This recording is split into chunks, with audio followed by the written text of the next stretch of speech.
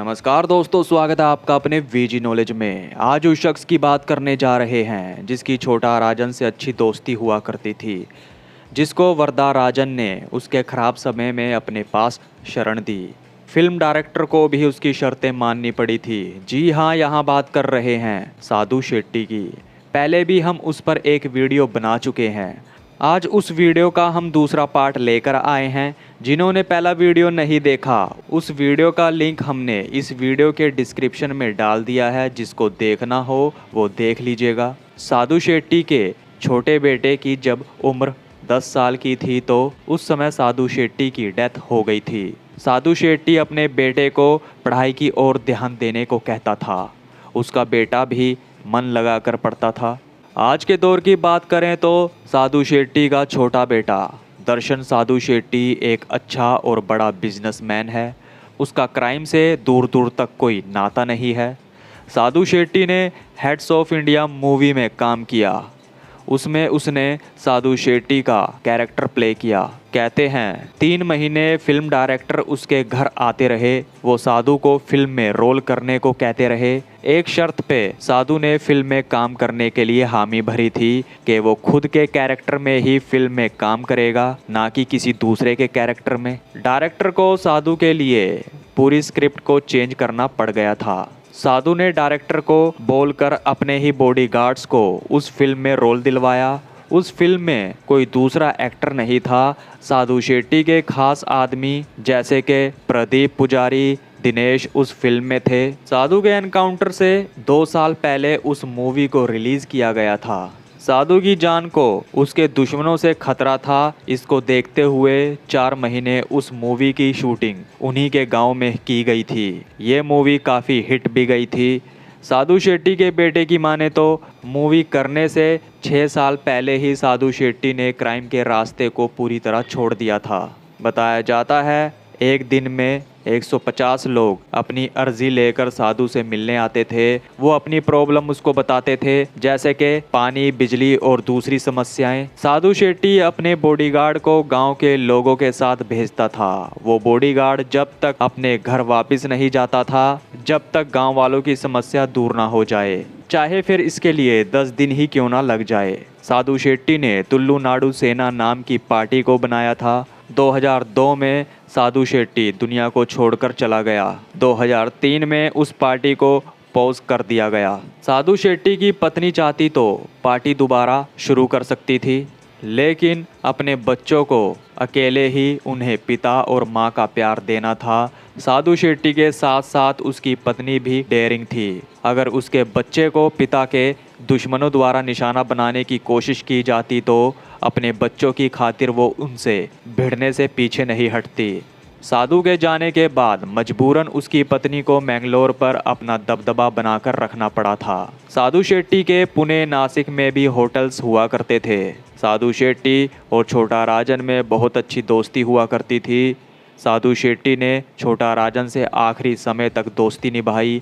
छोटा राजन भी साधु को भाई की तरह समझता था। साधु शेट्टी अपने होटल्स को देखने के लिए अपनी गैंग के मेंबर के हाथों में सौंप देता था और उनसे यह डिमांड करता था कि अब वो दोबारा क्राइम के रास्ते पे नहीं दिखने चाहिए। आज के समय में साधु शेट्टी के रिश्तेदार उसके होटल्स को चला रहे हैं। साधु के बेटे का कहना है कि उसके पिता ने एक चीज़ सिखाई थी, कभी भी मटेरियल चीज़ों से इमोशनली अटैच मत होना। साधु शेट्टी के बेटे ने लंदन बबल कंपनी के नाम से एक ब्रांड बनाया। साधु शेट्टी की पत्नी नहीं चाहती थी कि उनका बेटा होटल वाली फील्ड में जाए।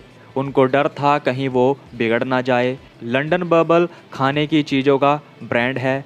बिना किसी सपोर्ट से साधु के बेटे के द्वारा इसमें काफ़ी मेहनत की गई। इसके लिए कैफ़े कॉफ़ी डे CCD से उन्होंने संपर्क किया था। वहाँ से अच्छा रिस्पॉन्स मिला। इंडिया में इस ब्रांड को लाया गया। उनके बिजनेस में काफ़ी डाउनफॉल भी आया। साधु शेट्टी के बेटे दर्शन साधु ने फिर शार्क टैंक पे एप्लीकेशन डाला। वो टीवी पे आए और अपने ब्रांड की खासियत बताई।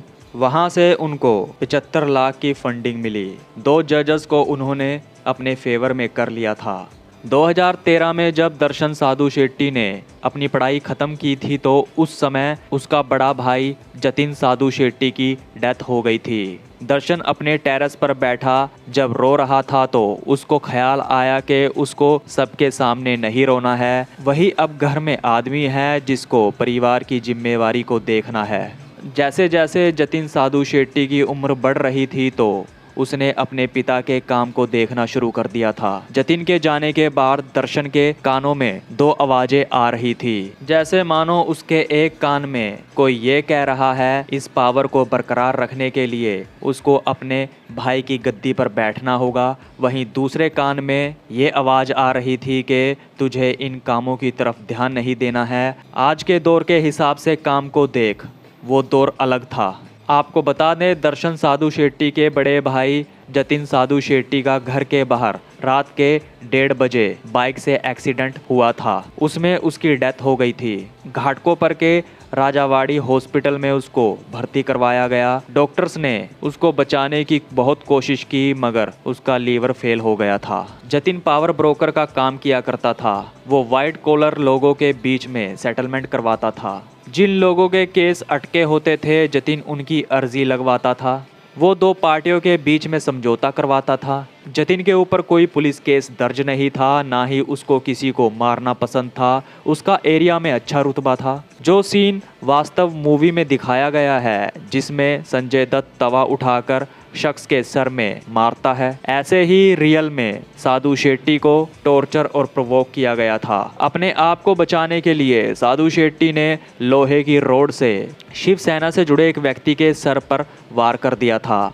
अगर वो नहीं मारता तो सामने वाला उसको मार देता।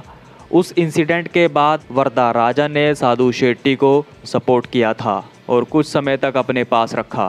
इसके बाद साधु शेट्टी के मन में आ गया अगर उसे वापस उसी एरिया में जाना है तो उसको पावर में आना पड़ेगा। 6 साल बाद साधु शेट्टी उस एरिया का किंग बन गया था। उसको साधु शेट्टी चेंबूर के नाम से लोग जानने लग गए थे। कहते हैं अगर वो वहाँ राज नहीं करता तो वो पहले ही मारा जा सकता था। साधु शेट्टी अपनी गैंग बनाने से पहले ही बिजनेसमैन था। उसके पहले से ही होटल चलते थे। गैंग बनाने के बाद भी उसने बिजनेसमैन की तरह गैंग को ऑपरेट किया। उसके पास पहले से पैसा था। ऐसा नहीं था कि गैंग बनाने के बाद उसके पास पैसा आया। साधु के बेटे का कहना है कि उसके पिता ने गांव से लाकर लोगों को मुंबई में बसाया, उनको काम दिलवाया। आज शेट्टी कम्युनिटी के लोग ज़्यादातर होटल को देखते हैं। अगर आज भी दर्शन साधु शेट्टी जब किसी होटल में खाना खाने जाता है, वहाँ के ओनर उनको अच्छे से खाना खिलवाते हैं। वो प्यार है जो साधु शेट्टी के लिए आज भी लोगों के अंदर जिंदा है। तो दोस्तों, ये थी साधु शेट्टी और उनके बेटे दर्शन साधु शेट्टी की ज़िंदगी से जुड़ी कुछ बातें। अब तक के लिए इतना ही। तो नमस्कार दोस्तों।